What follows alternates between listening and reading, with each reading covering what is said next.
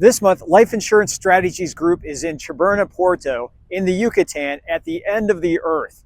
And as you can see with these surroundings, it has me thinking about the difference between offshore and onshore life insurance. Now, this can apply onshore, offshore to both retail and private placement life insurance. But for today's video, we're going to center on onshore, offshore for PPLI, because that's where people seem to be a little bit confused and need some clarity on that.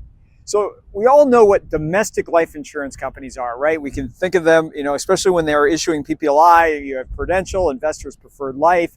Crown Global has domestic operations, Excelis, there's Pacific Life, there's a few others.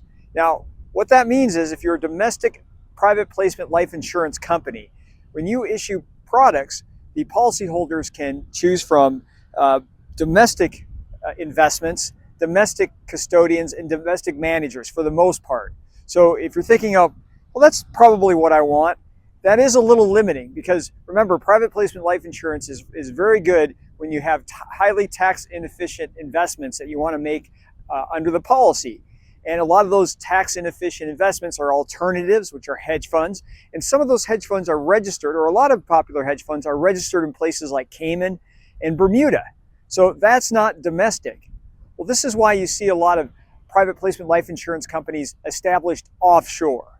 And not to confuse matters, there's really two kinds of offshore that we're concerned about.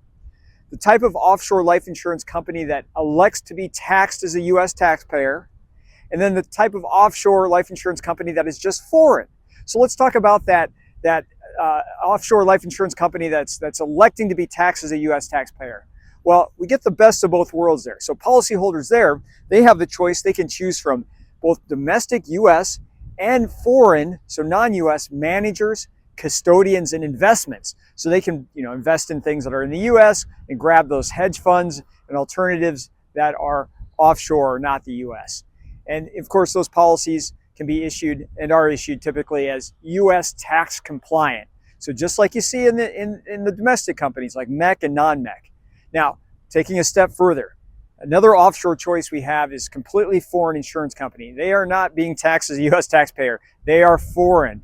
And typically there, a policyholder is going to really get to invest in mainly international funds using international custodians and investments. Now, that said, that offshore foreign company can be very popular for foreign investors who want to invest into the U.S. So here's your twist. Those foreign insurance companies can also issue products that are U.S. tax compliant.